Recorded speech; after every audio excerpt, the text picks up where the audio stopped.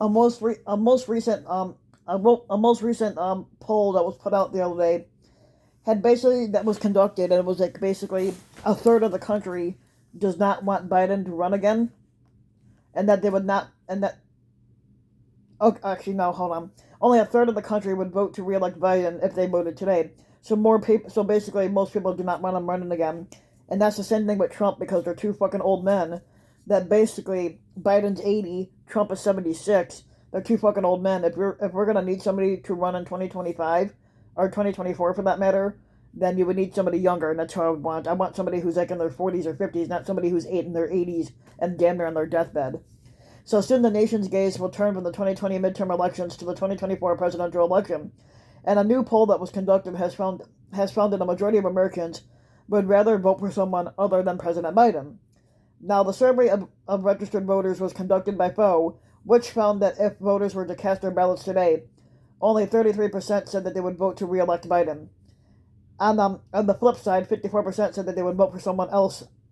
Um, the results come in as President Biden's approval rating has even though it rose up a little bit, 46% approval overall. The numbers are up from last month's 43% for the same question.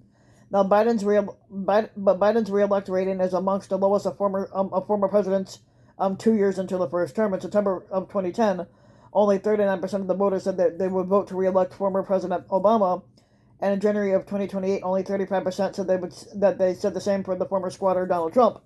Biden's supports comes mostly from his own party, as 71% of the Democrats said that they would vote to reelect him if the election was held today, while only 4% of Republicans and 13% of independents said that they would likely vote for him. Now, overall, 10% of the voters said that it is too soon to decide about the 2024 presidential election, as it is still not certain who will be running for either party. We don't know who's going to run next year. We don't know who's going to run in the next couple of years. The poll also looked to gauge how Americans view the president, finding some shocking and not so shocking results amongst the voters.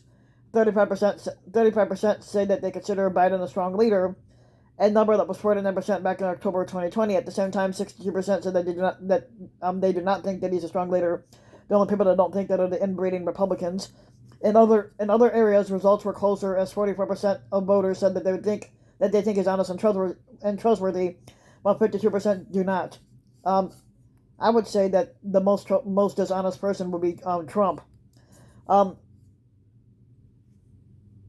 46% of voters say that they think that he cares about them, while 51% said that they think he does not, and 40% said he has mental soundness to serve, but 56% felt that he did not. Americans also still have a negative view of how Biden is handling the key issues, as 43% of voters support his energy policy. Now, 52% disapprove of that.